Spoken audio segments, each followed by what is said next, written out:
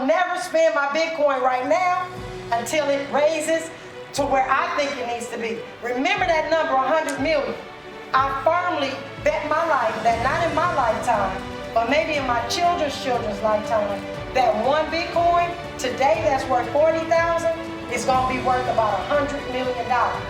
So what do? I buy and stack for my kids. You can stack for your future.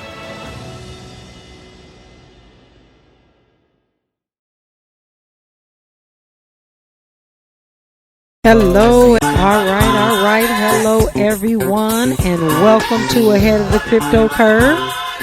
I am super excited about being here this sunny day in Southern California. This is an exciting time to be alive. We are creating Satoshi millionaires, one family at a time, one Bitcoin at a time, one Satoshi at a time, and that means you. I am your host, Najah Roberts, aka Young Harriet, and my mission in life is to lead my people out of financial slavery. And I was just listening in to Miss Lynn Richardson, and she was telling y'all to say no to those loans. If folks don't know how to pay it back, I will tell you. I talk about that all the time in this cryptocurrency space. You know, Cousin Earl may ask you to borrow some money, and sometimes you know he may or may not pay you back. And that is exactly what I attribute to you purchasing some cryptocurrency that you've never heard about before in your life. It is just like giving money to Cousin Earl. You may or may not get your money back out of that exchange. So tread lightly and understand that philosophy goes towards so many things in this cryptocurrency space, including some of those NFTs. And we're going to be talking about that as well a little bit later on. We're going to do a whole show to help you break down and understand those NFTs and that analogy with Cousin Earl and saying no to doing loans that you know you're not going to get your money back on. So with that, this midday money chain is absolutely incredible. The information that she is given is incredible. If you did not get an opportunity to listen to what she shared today, please download the app KBLA Talk 1580 and go back and listen to that podcast, because what she said was the absolute 199,999 truth about, just what we need to do and how we need to govern ourselves as it relates to our family and those that we love. So with that, ladies and gentlemen, here on the Ahead of the Crypto Curve, we are celebrating and observing Women's History Month, which is we're calling Women's Her Story Month. And my quote for today is, "A strong woman is one who feels deeply and loves fiercely. Her tears flow just as abundantly as her laughter. A strong woman is both soft and powerful.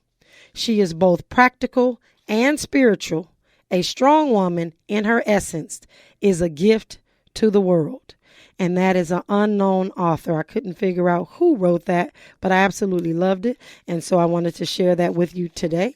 And the young woman that we are paying homage to today is Tanya M. Evans. Now, Tanya is a global leader. She is accomplished in the academic and the administrative field, and she is a world-renowned speaker with over 20 years of experience in law, innovation, and academia, and entrepreneurship. Dr. Evans is currently serving the tenure as a full professor at Penn State Dickinson Law School. Tanya has the expertise in the areas of intellectual property, new technologies, including blockchain and distributed ledger technology, entrepreneurship, and innovation. She also is an advisor to startups. She deals with entertainment law, trusts and estates, and municipal finance. And to Miss Tanya Evans, we really appreciate all that she is doing in this blockchain and cryptocurrency space. And I'm so looking forward to having her on the show to talk to you about what we need to be doing as it relates to trusts and estates in our cryptocurrency. And so with that, ladies and gentlemen, just really excited to be able to honor Miss Tanya, Dr. Tanya Evans this day for Women's Her Story Month. As we get through this show today, we're going to be talking about a couple of things. There were some exchanges that I told you all never, ever, ever, ever, ever use. And one of those exchanges was Robinhood. But today we're going to have a little bit of a talk about Robinhood because Robinhood has made some small adjustments. And anytime anyone does something in the interest of our people, we want to make sure that we're recognizing that. So we're going to talk in depth today about Robinhood. And we're going to make sure that you all are understanding exactly what to do and what not to do on Robinhood, because I know I said do not ever. And they have opened up their platform and they're trying to, treat us a little bit better. But we still have some things that you need to know about Robinhood. And then we're also going to go into our crypto scoop. We're going to talk about some of the headlines. Ladies and gentlemen, we are in not we, but the world, I'll put it that way because everybody's getting involved, is in a full-fledged war. There's so many things going on behind the scenes that we are not seeing. A lot of the talk around the war has to do with cryptocurrency. And so while I don't want to come in every day and make you feel somber and really scared about where we're going, we want to make sure that we're informed and at the same time getting the news that we need to govern ourselves accordingly. And so we're going to go through a couple of things as it relates to the news and just making sure that we are in the right place, doing the right things, listening to the right people. And so I have some really good news today that we're going to share on Crypto Scoop. So when we come forward, ladies and gentlemen, we will be talking about Robinhood. This will give you an opportunity to get your friends and family tuned in. Download that app. Maybe you send out a quick text message and tell them to download the KBLA Talk 1580 app. If you also want to call in, if you have something to say about anything that I'm talking about, feel free to do so. The number is 800-920-1580. Again, that number is 800-920-1580. I don't need to be the only one talking up here. You can call in, you can share, we can talk. We can talk about some of this crypto scoop because we got to be safe out here on these crypto streets. But with that, ladies and gentlemen, when we come forward, we will get our crypto news and we will also talk about Robinhood. This is KBLA Talk 1580. All right, ladies and gentlemen. So let's just have a real down to earth talk. A lot of times when I'm talking about Bitcoin specifically, we know that cryptocurrency is this big, huge asset class. And I'm kind of going over this because I know we have some new listeners out there. There are over 16,000 cryptocurrencies out there, Bitcoin only being one of the 16. So, and I call it an asset class. It may not be technically that, but just so you understand.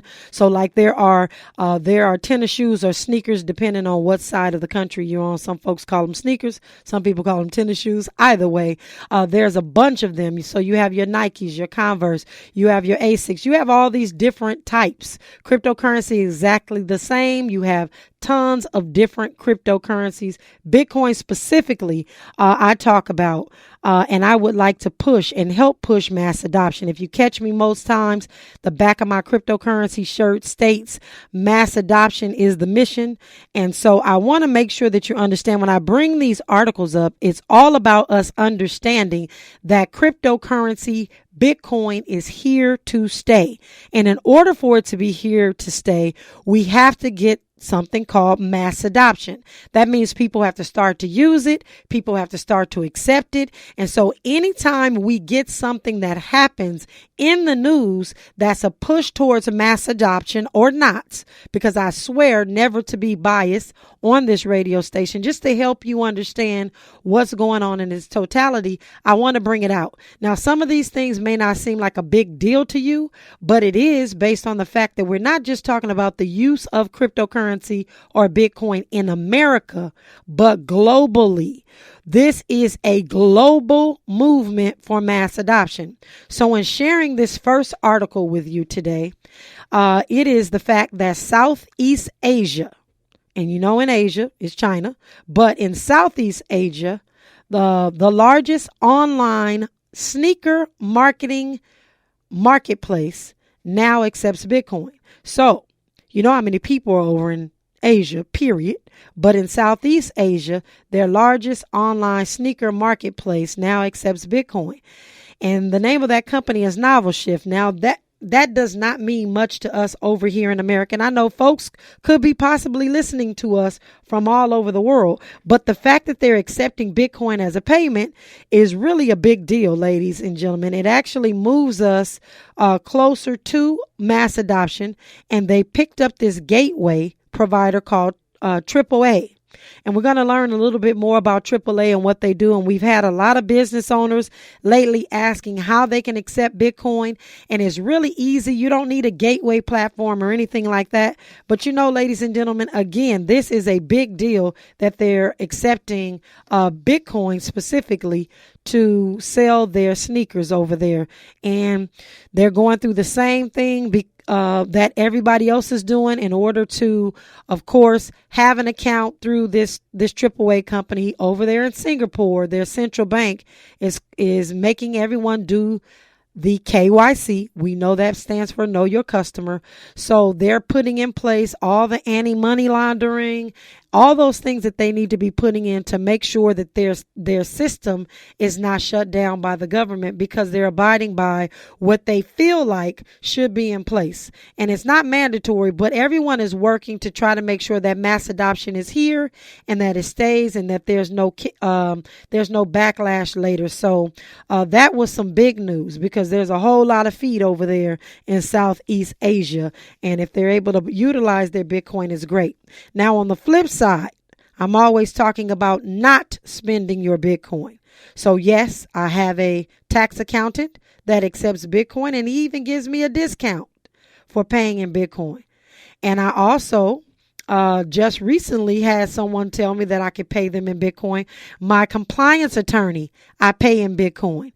But if I look at the Bitcoin that I have paid them in the past, specifically in 2020 and 2021, that Bitcoin has actually almost doubled for them, just based on what I paid out to them at the time that I was paying them for their goods and services.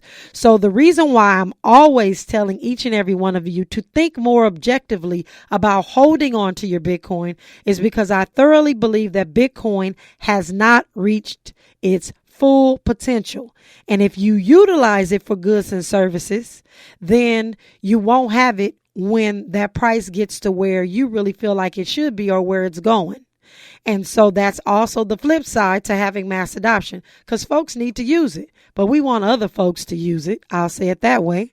Let other folks spend their Bitcoin. Let other folks go and build out these infrastructures. So when we get ready, when our community sees and understands that the time is for us to, I hope that we never have to spend our Bitcoin, because I hope that things come along, systems come along, products come along that allow us to leverage our Bitcoin and never ever have to sell it like we have to sell. And I won't say have to sell Big Mama's house, but like we have elected to sell Big Mama's house.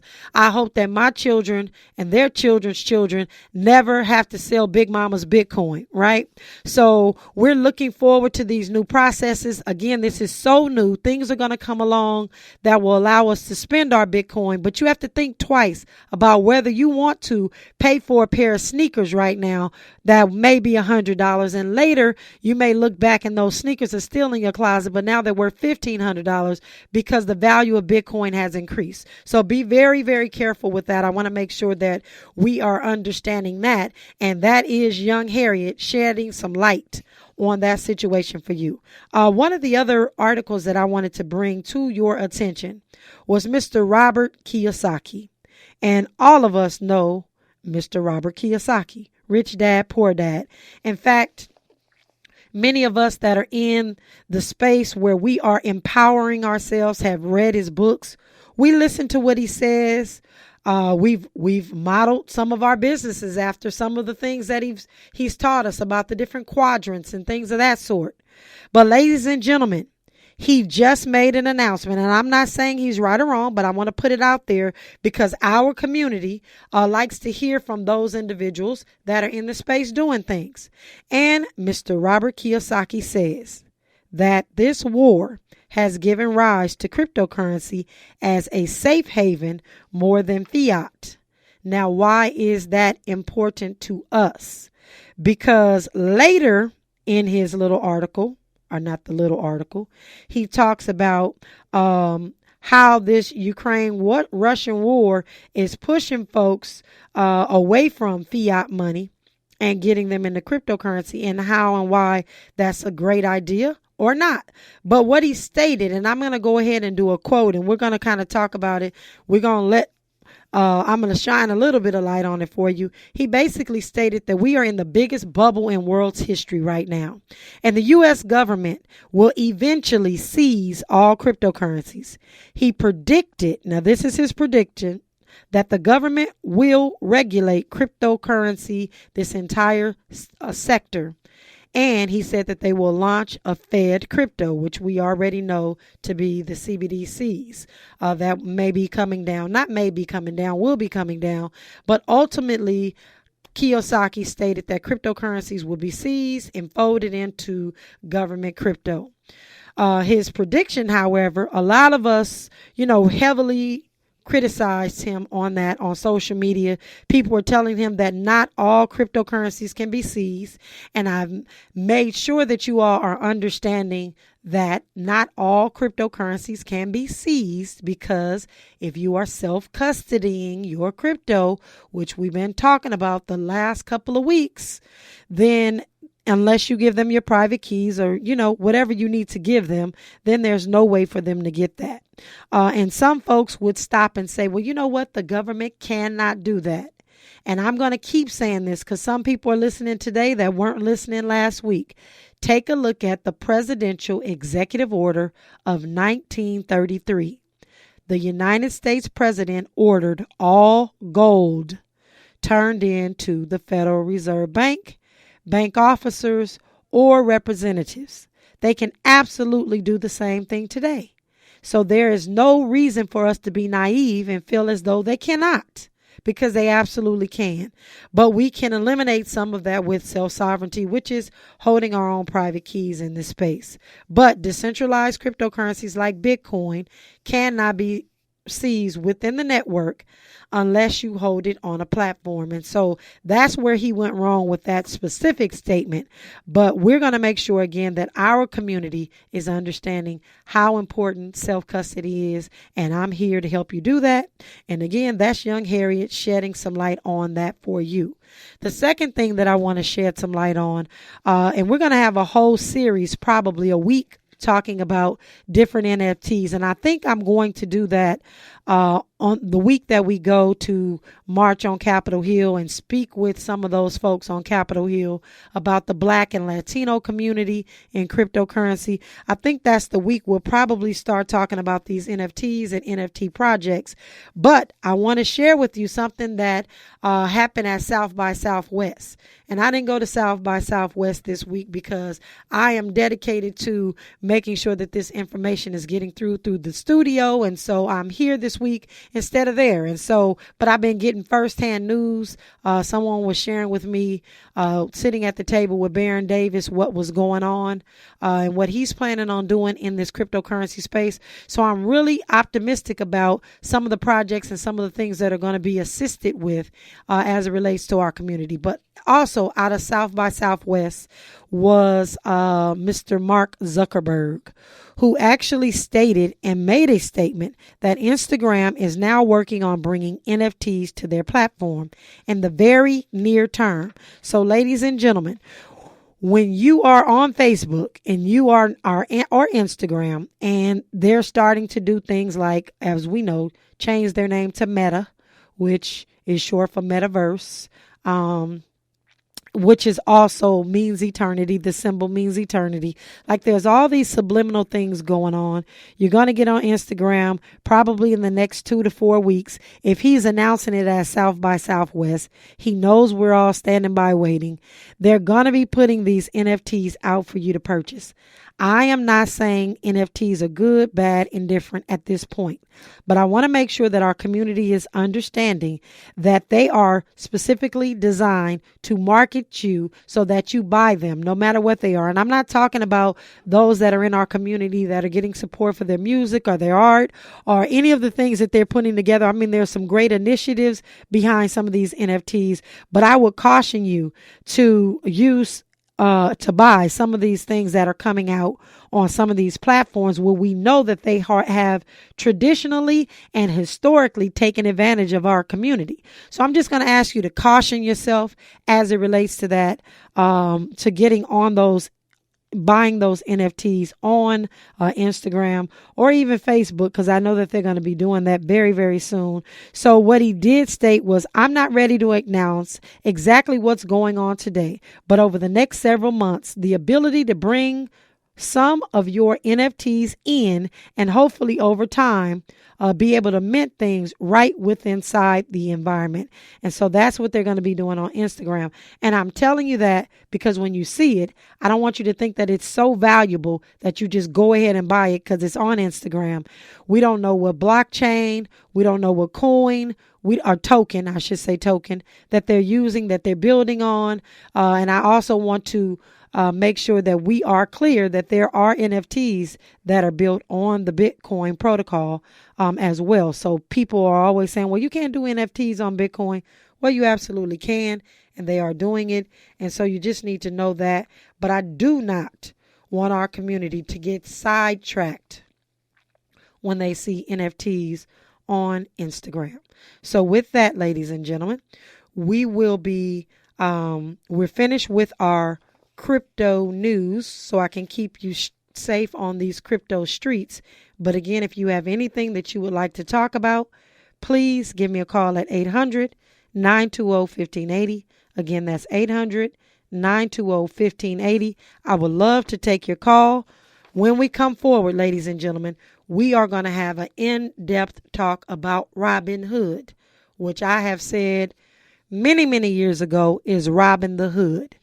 We talked about 5 exchanges that you should never buy Bitcoin on. And Robinhood actually was one of those exchanges that I said never, ever buy Bitcoin on. So because some of you are new, we'll go over those really quickly. One is SoFi. One is Venmo. One is PayPal. One is Webull. And they never allow you to take your cryptocurrency off. They never allow you to take your cryptocurrency off of their exchange. Robinhood was exactly the same. But this week, I have some screenshots, and I have sat on Zoom with some folks that have taken their Bitcoin off the Robinhood exchange. But does that mean Robinhood is good for us? I'm going to let you be the judge of that, because what I decided to do was do a little bit of a show to really share with you about the Robinhood platform, whether it's good, bad, or indifferent for you. You can be the decision maker, but I'm going to tell you what I know about Robinhood and why I feel like our community needs to be very, very careful in continuing to use their product. Because if you know better, you can do better. And if you know what they're doing, then you can avoid those pitfalls and you can make better decisions. So, ladies and gentlemen, I'm going to take a second really quickly to share with you that if you downloaded the app within this month, you can go on the app and tell us who your favorite woman in Women's History Month is, and you can win a chance to join us on a special brunch. So when we come forward, we will get back to Robinhood. This is KBLA Talk 1580. So let's talk about Robinhood as it relates to cryptocurrency. And just want to make sure that everyone is clear on what Robinhood is all about. As I stated, they launched in 2013, and they launched in a very popular way because everyone was interested in investing in stocks, but they really didn't know how to do it. And they became the golden boy of millennial investing. And so folks could even argue that Robinhood is flat out bad. But again, I'm going to open it up, let you listen to what I have to say. If you still want to use Robinhood, use it with caution. But there are several reasons why you may not want to use Robinhood. First of all, they came out with this big thing called free trades.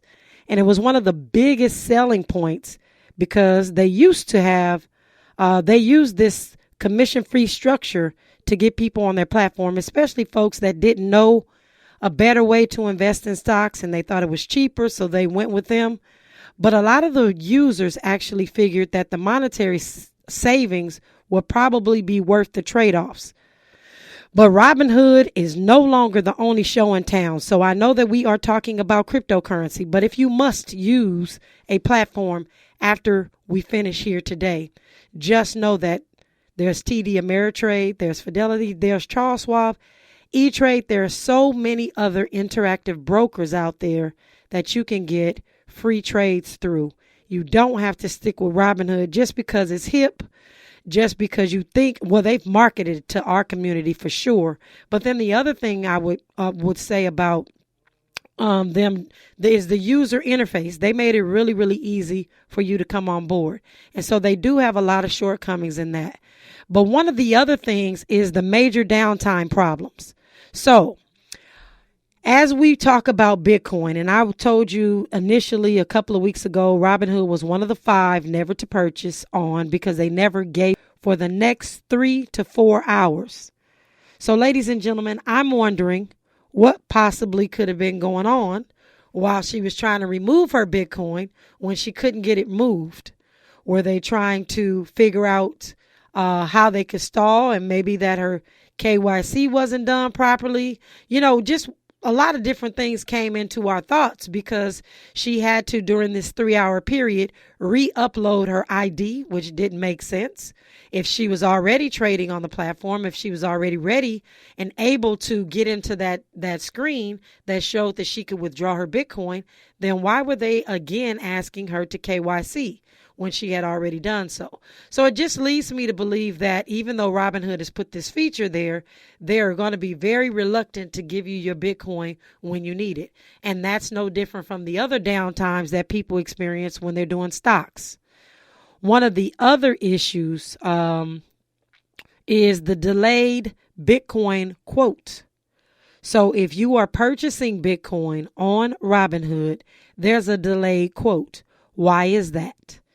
Because people can charge you on an exchange. Exchanges can charge you whatever they see fit to charge you. So let's just round it off and say, Bitcoin was $40,000 even right now today. Right now, this second when I get ready to hit the send button. But when I look over at the Binance platform, Bitcoin is 38. But then I go over here and I look at the Kraken website and it's 41. Or I'm trying to buy it in my Edge wallet and it's 36. Like, what is the price differential? The delayed crypto quote or the Bitcoin quote on Robinhood allows them to manipulate the price. So while you may have those no fees, their price of Bitcoin, every single time I've asked someone to screenshot it when it's time for them to buy their Bitcoin or after they purchase their Bitcoin, they will find that their Bitcoin was higher than anywhere else that they could have purchased. So that is what happens when they do a delay Bitcoin quote. They're able to manipulate that price. And most of the time it's manipulated up and not down. So we don't even have to have that conversation. As you know, there's just so many places that you can choose. And Bitcoin is going to be a different price everywhere. We've already talked about that in length. But I want us to know, for those of us who still continue to say, you know what, well, Robinhood is just easy, that you're absolutely welcome to do what you want to do, when you want to do it, and how you want to do it. But also understand that Robinhood's real customer is not you. And why do I say that? Because there is something called payment order flow. Payment for order flow. And given the trades on Robinhood, how does Robinhood make money if, they're doing free fees? Well, they're able to manipulate the price a little bit. They get a little pinch here of money. They get a little pinch there. But Robinhood has this payment for order flow. And what they're doing, instead of selling your data to high frequency trading firms for massive products, these high frequency firms actually add their information and their data to Robinhood's algorithms to help them better understand the flow of retail money. And Robinhood is getting paid an astronomical amount of money to allow those high frequency trading firms to be engulfed, to be intertwined in all of the moves that you make via the Robinhood platform. So just understand that you are definitely for sale if you are on the Robinhood platform. Your data is not for sale because that's not what they're doing, but how you actually flow in their algorithm and how our retail money works, or how we're spending our retail money, is what a lot of people are after that are in that space. So ladies and gentlemen, please understand these are just some of the reasons why you should steer away from utilizing Robinhood as a service. So when we come forward, we will continue to have a talk. Again, if you're interested in calling in, please do so at 800-920-1580. Again, that number is 800-920-1580. And this is KBLA Talk 1580. All right. And we are back. We are talking about Robinhood, and really the reason, and there's a lot of you that are listening that are not utilizing Robinhood, but you have family members that are. So whether this is for cryptocurrency or stock, you need to make sure that they have this information, because when we know better, we do better. And when people are robbing our community, we need to know, and we need to share that information, and we need to spread the word, or we need to start demanding that they do better by our community, because they know that the black and brown community uses Robinhood more than anybody else, because a lot of these other folks, they have financial advisors and trusted brokers that do this for them. But this platform really seeks to get us as their market audience, and we use their services, products and services. So 2 other things that I want to share with you about Robinhood. One of them has to do with poor customer service. Ladies and gentlemen, they have terrible customer service. So if there's any issues that happen with your Bitcoin, even if you're still buying on their platform, you will be doing an email campaign for a very long time to get the resolve that you need for your specific issue. So the customer service is awful. So if you want to be treated like that, go ahead and use Robinhood, because they're one of the ones that I always get complaints about, that they've sent 10, maybe 20 emails back and forth, and they still hadn't gotten their situations resolved. So just know that that's an issue. And last but not least, they do not allow you to put your beneficiaries on there. So we talk about, in the cryptocurrency space, passing this Bitcoin and cryptocurrencies on to your loved ones, your heirs. And if there's no way for you to put a beneficiary on their site, and again, you can move your Bitcoin off Robinhood. And I don't know if it's for everybody, but I know at least 4 or 5 people that I know personally that have been able to do so. So I don't know if it's a beta or if it's for everybody. But the fact is that you can now move it off in self-custody. But they don't allow you to put your beneficiaries on there, even for your stock side. So just beware, and just know that if someone is not willing to give what you have worked for, that you have traded, that you have learned how to trade, or whatever the case may be, to those that you know and love, if something happens to you, unfortunate, just understand that isn't really the group of people or the company that you need to be doing business with. So in that same respect, I would just say, you can do whatever you like to do with Robinhood. I just wanted to make sure that everyone was clear, because there were a lot of questions being asked as to, now that Robinhood has begun to allow us to self-custody our coin, should we stay on their platform and buy Bitcoin, or should we not? And so based on what I see and what I have researched, the answer is still no. Just like you shouldn't do stocks there or anything else. Just make sure that you're protecting yourself, protecting your money. We don't have any money to lose.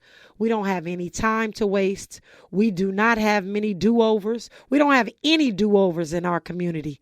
It is time for us to really move forward, and we have to be stealth-like. We have to be calculated. We have to play chess, and Robinhood is not one that I think that should be on your chess table. So with that being said, when we come forward, we're going to go into our daily dollar cost average.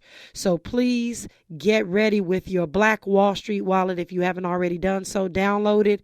You're going to have to go through the KYC, but I'm going to walk you through just a simple process of how to do a daily dollar cost average on the Black Wall Street wallet. This is KBLA Talk 1580. All right, everyone. It is time for us to dollar cost average. As you know, every day live on air, I am buying $6 worth of Satoshis. So for those of you that don't know, a Satoshi is the smallest increment of a Bitcoin. Just like there are 100 pennies in a dollar, there are 100 million Satoshis in a Bitcoin. And with that being said, I am going to open up my Black Wall Street wallet app. I am going to open it, and today I see a new video. It says needs versus wants, which is incredible. Mr. Hill Harper has that video up. I got to watch that after we get off. What you're going to do is you're going to actually go to the bottom of the screen and you're going to click on that purple circle that has the two arrows that are going different directions. Once you get in there, you're going to click on the link that says buy Bitcoin. From there, you're going to click one time because it gives you the option to set this up one time or do it every day starting today, or you can do it every week starting today, or once on the 1st and the 15th. Y'all remember the 1st and the 15th? I grew up in the neighborhood, so I know about the 1st and the 15th with other folks' parents. I will say that my mother and father did not have to participate, thankfully, but definitely know about the 1st and 15th. But that was just something that made me smile a second ago. But you can also do $6 every single month if that's what you want to do. But because we're doing this dollar cost average a day to see what it looks like in 365 days of me doing this, we're going to do one time. I'm going to click on $6. I'm going to hit continue. Then it's going to tell me my purchase price today. Bitcoin is $40,882 on this particular platform. And my charge or my fee is only 11 cents. So I'm going to hit confirm. And I have just purchased on the Black Wall Street wallet $6 worth of Bitcoin, which is $6 worth of Satoshis. And I am able to track my trade and do all those things. I'm going to hit done on there. And it shows that I have purchased that in Bitcoin. It is now in my Bitcoin part of my wallet as opposed to my US dollar part of my wallet. And I'm excited about that. So I'm going to repeat every single day that a DCA a day keeps poverty away. So I'm excited about helping our community, just really giving us some instruction as to what we need to be doing in this quest to stack Satoshis. So our starting point, again, ladies and gentlemen, is just dollar cost averaging what you can. Your initial goal is 1 million Satoshis, which right now today will cost you approximately $400. But if you don't have the $400, you start where you are. But if you have the $400, start there. Again, do not invest more than you can afford to lose. I'm not a financial advisor providing any financial advice, just telling you and sharing with you what we as a community should be doing in this time where money is changing. And that's really all it takes. You can do this manually, or you can set it up and do what's called set it or forget it. For those of you that are looking for a way to secure your own Bitcoin, you can get that ledger that we talked about. And I have a course to really help you. It's actually a live event to help you download and set up your ledger wallet. But if you have any friends and family that need to listen in, please make sure that you ask them to download this app. Ladies and gentlemen, do not touch this dial. It is time to make way for the D.L. Hughley Show. DL is the truth. And I am your host, Najah Roberts. And this is Ahead of the Crypto Curve. And this is the fabulous KBLA Talk 1580. And we are unapologetically progressive.